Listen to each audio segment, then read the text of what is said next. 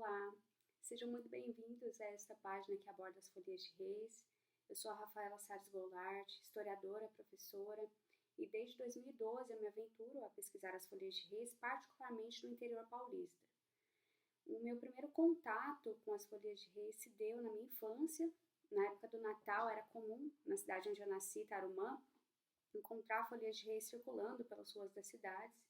E uma das formas de saber que ela estava próxima era quando se ouvia o toque da caixa, ou mesmo os gritos dos palhaços, que também são conhecidos como bastiões, que chegam nas casas chamando os padrinhos, as madrinhas, para receber, né, o seu grupo.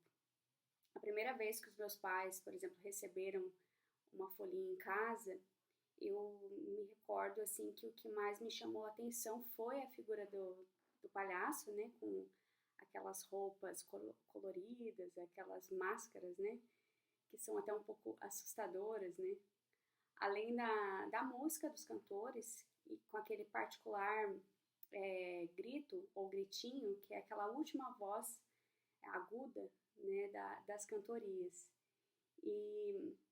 Mas assim, embora eu tenha essas memórias da infância, né, da minha cidade natal, depois até tenha sabido que um avô meu cantou em um grupo de folhas de reis, o meu primeiro contato, de fato, com a festividade se deu a partir do meu interesse de pesquisa com ela. E esse interesse, ele está mais ligado às leituras que eu comecei a fazer no final da minha graduação em História, sobre a memória, a questão da cultura popular, sobre a construção de identidades, né, a relação disso tudo com a história. Então, se tornou interessante para mim a ideia de que eu poderia utilizar uma celebração, né, tal qual a Folha de Reis, que é uma tradição, era considerada, é ainda considerada tradicional na minha região, para entender, então, escrever sobre a história local, ao passo em que eu poderia também compreender e registrar as particularidades e as complexidades que permeiam essa festividade, né? Então, portanto, foi a partir disso que eu iniciei os meus estudos sobre o tema na pós-graduação e como eu precisava de um recorte de pesquisa, eu acabei me direcionando ao trabalho com grupos praticantes que são chamados de companhias, bandeiras ou batalhões da celebração, localizados nos municípios de Florinha, Ourinhos e Palmital.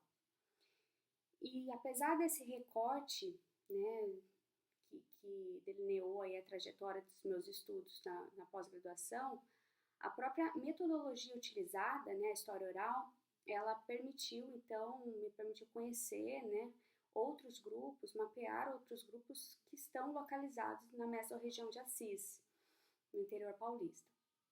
Agora, falando um pouco sobre as folias de reis, pode-se dizer que elas são celebrações de natureza religiosa realizadas por devotos dos Santos Reis, né, normalmente entre os dias 25 de dezembro e 6 de janeiro, 25 Natal e 6 de janeiro, Dia dos Reis.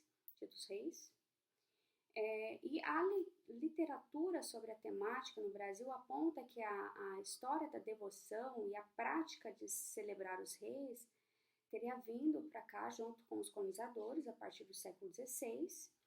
E para fomentar essa narrativa, nós temos, por exemplo, vestígios materiais, como é o caso da Igreja dos Reis Magos e residência dos jesuítas em Nova Almeida, no Espírito Santo, o mesmo Forte dos Reis Magos em Natal, no Rio Grande do Norte, que são construções que datam ali os séculos XVI e XVII.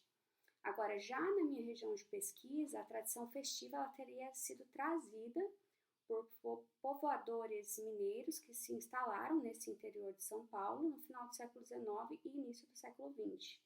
Então, basicamente, a festa se inicia no espaço rural e, em alguns casos, na medida em que os seus praticantes precisam se mudar para o espaço urbano, eles levam consigo as festividades, sendo elas readaptadas, né, às demandas desses seus realizadores. A literatura sobre o tema aponta nesse sentido que, ao passo em que a festa ela vai migrando, né, de região para região, cidade a cidade, enfim, ela vai adquirindo peculiaridades, né, socioculturais e até nomenclaturas diferentes. No Nordeste, por exemplo, costuma-se reconhecê-la como reisados. Já na região Sudeste, no Oeste, no Centro-Oeste e no Sul, ela já fica mais conhecida como folia ou festas de reis. Mas apesar, né, das suas possíveis diferenças locais, regionais, que podem ser percebidas também pela própria quantidade de integrantes, né, de objetos, de personagens, ou mesmo pelas performances dos grupos, suas sonoridades, os ritmos, né, os estudiosos desse tema concordam que quando passam a explicá-la pelo seu significado, né, um significado que é sagrado para os foliões. E daí eu passo então a descrevê-la com base nessa consideração e particularmente a partir do que eu aprendi, né, sobre a celebração com os seus detentores. Desse modo, pode-se dizer que elas estão pautadas em uma narrativa chamada pelos devotos de declamado, saudação ao presépio, profecia, que conta especialmente o momento em que os magos, que depois foram popularmente santificados, recebem a revelação de que o Cristo estava por vir ao mundo. E nesse aspecto, eles saem de viagem ao seu encontro. Então, se você for analisar esse declamado, ele se baseia em livros bíblicos, como é o caso dos trechos do Evangelho de Mateus e Lucas, por exemplo, e dentro disso há que se considerar as reinvenções dessas narrativas que são perpetuadas pela oralidade, né? Bom, mas em resumo, os foliões encenam tal viagem e também o momento em que os magos encontram e saúdam Jesus. E é justamente essa ação que os destaca na narrativa como os primeiros homens a reconhecerem Jesus Cristo, condição esta que os santifica. Né? Então, quando você pergunta para um folião o que significa uma folia de reis, ele normalmente diz que significa tudo, né? Porque ela explica o início de tudo. Então, dada a importância dessa narrativa que garante a santidade dos santos reis, também conhecidos, identificados, né, como 3 reis magos, 3 reis santos, ou santos reis, pode-se dizer que uma folia de reis surge de um voto com os santos reis. Então, o festeiro que faz o voto, né, essa promessa aos santos para pagá-la, ele cria então uma bandeira e se responsabiliza pela realização da festa. Para isso, o festeiro necessita do trabalho de um grupo de foliões que saem de viagem, tal como teria feito os reis magos, né, em direção a Jesus. Eles visitam casas, comércios, locais diversos, onde levam a sua bandeira, né, que é o principal elemento simbólico da festa, porque ela representa os próprios reis magos e o seu encontro com Jesus, anunciando então essa narrativa religiosa em forma de versos, né, de declamados e cantorias. Nesse caminho, essa viagem, né, que também é identificada como giro, jornada, eles recebem ofertas de outros devotos e, por fim, toda a arrecadação é convertida na prometida festa que encerra a celebração. Nessa festa, que é conhecida como festa de encerramento, ou festa de chegada da bandeira, festa de encontro de bandeiras, ou arremate, todos os seus participantes são convidados para comemorarem todas as promessas que são cumpridas, né? E as graças que são alcançadas.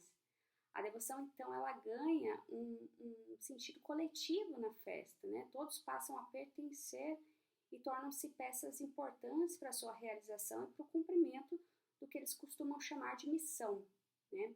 Ao final da festa, eles costumam dizer que cumpriram a missão, né, de pagar a promessa. E dentro disso é interessante retomarmos a explicação normalmente dada quando se pergunta o significado de uma folha de reis, porque a declaração de que a festa é tudo traduz também a importância do convívio social produzido a partir dela, né? Que produz memórias, histórias, sentidos de pertencimento, que despertam nos seus praticantes o interesse em preservá-la enquanto uma tradição cultural, né? E daí vem também o interesse de produção de documentos que contêm a sua história no local e, consequentemente, a própria história do local por uma outra perspectiva, né? Uma perspectiva mais sensível e mais atrelada à realidade dessas pessoas, né? Então, nesse aspecto, a própria comunidade foliã tem recebido muito bem trabalhos como o meu. O que eu sinto é que, e o que eles me reportam, é que pesquisas como a minha valorizam a festa e a própria história dos grupos, possibilitando reconhecimentos em outros espaços, por outros públicos, né? E a partir de novos suportes, como é o caso de uma publicação escrita, por exemplo. Né? E isso aumenta aquele compromisso nosso de cuidado e ética, né, com a pesquisa, porque ao trabalhar com uma folha de reis no tempo presente, você está lidando com histórias de vida. Então, o que eu poderia dizer, pela minha experiência, é que é extremamente importante nós nos colocarmos como ouvintes ativos dos detentores desses bens culturais, né, de modo com que a gente possa contribuir qualitativamente com a escrita da sua memória e história, respeitando o que os detentores do bem cultural têm a dizer e o que eles querem fazer com essa história, né? Bom, por fim, eu agradeço a sua atenção nesse vídeo, desejando que você continue a desbravar os materiais disponibilizados nessa página sobre folias de reis. Obrigada.